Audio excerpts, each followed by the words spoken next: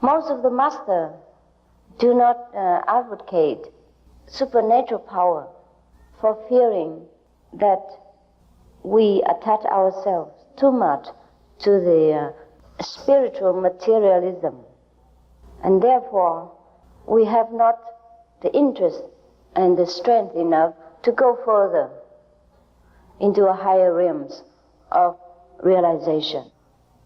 In India, there was a story about a king. He was a very good king and loving to his subject.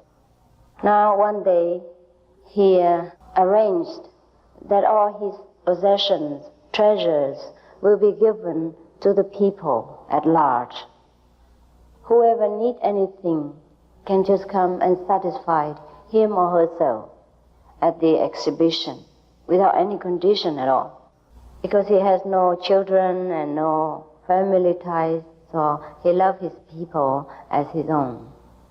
Everyone came and picked something of his heart's desire. But there was one girl. She came and goes straight to the back of the, probably the room or the place where the king exhibited all his possessions, and put her hand on his shoulders and asked, "Are you also available?" And the king was surprised. Say, "Why? Didn't you like any of the things that I have laid outside?" So the girl said, "No, I only like you."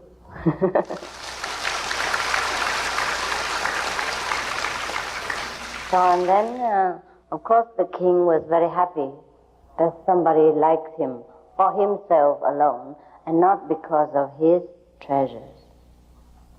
Of course, then the king availed to her, and then they got married, something like that.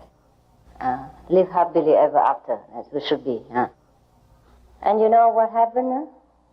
The girl did not want anything, but the whole nation belonged to her, including all these subjects and all these objects. Therefore, in our path, we also do not advocate the miracle power. Doesn't mean we don't have. After the great enlightenment, or even small enlightenment, we have all the powers that we want.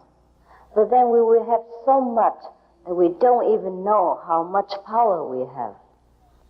Instead of clinging to a corner of the house, we have the whole house and included that corner. Some people, before coming to learn this immediate enlightenment method of the heavenly light and sound, they have also tried to practice in many other meditational ways. And they have also achieved probably somewhat of the Siddhi's power, or the power of seeing very far away, or hearing something which is not in the vicinity. For example, I sit here and I can see what happened in London, or I can hear what happened in Paris. Yes, this is so-called Siddhi powers. Or probably we can read the other people's mind, see what he's thinking about us. Yeah. Wow, this is probably good for the spy, for the people who are doing 007 or something like that. But then after they have become initiated into our path, somehow they lost these powers. Or maybe they have seen some better things or know better knowledge that they have begged the Master to take away this Siddhi's power from them. There were two reasons for this. First, probably they've gone too high, higher than the Siddhi power level. So they have overlooked the previous miracle that they have possessed. The second reason why they have not lost this power and begged the Master to take them away, it is because they probably still cling to this power somewhat in their mind. And so the Master let them have the choice to forsake it themselves or not. Because after you have gone into a little bit further region of consciousness, a higher level of being, then you will feel that these cities, so-called power, are more hindrance than help to our spiritual progress. Therefore, we automatically do not want to use them. Suppose you sit here in samadhi, in a very tranquil state of mind, where you are in a super awareness of your true self, and you have no desire absolutely for heaven and earth. And then you see something happen in London, which is very gruesome, and then you can't do nothing about it. Would that make you feel comfortable? No, not really, right, you're correct.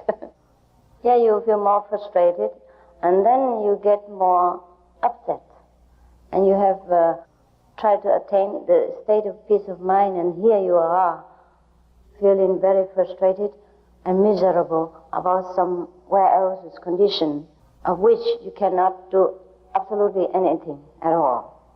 Or maybe you see to somebody else's heart or mind, or you see into your wife's heart and see that she's loving the neighbors and not you.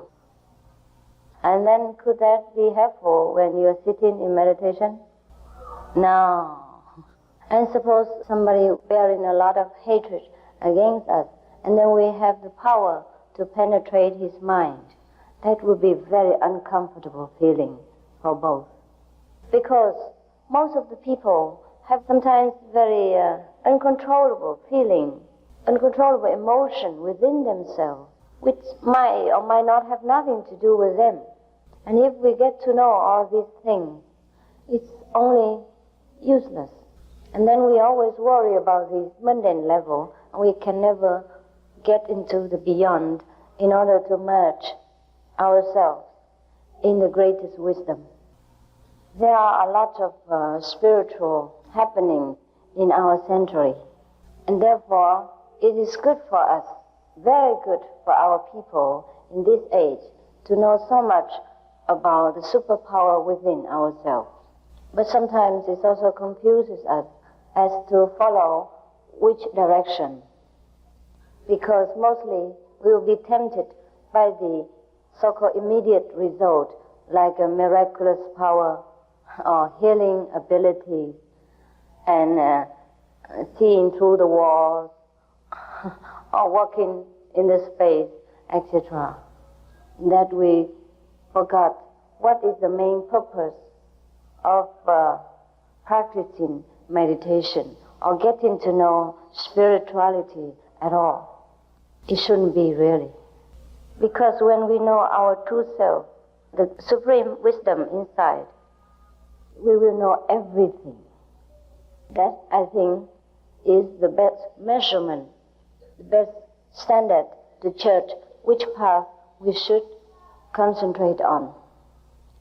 Therefore, Jesus also says, "Seek you first the kingdom of God, and all other things shall be added unto you." The kingdom of God is not something that is very far away in heaven. It is here right now. And we have them all within ourselves. We only have to unlock it and use it every day. And then we will see how better a person we become, how wise, how loving, and how satisfied a person we will become.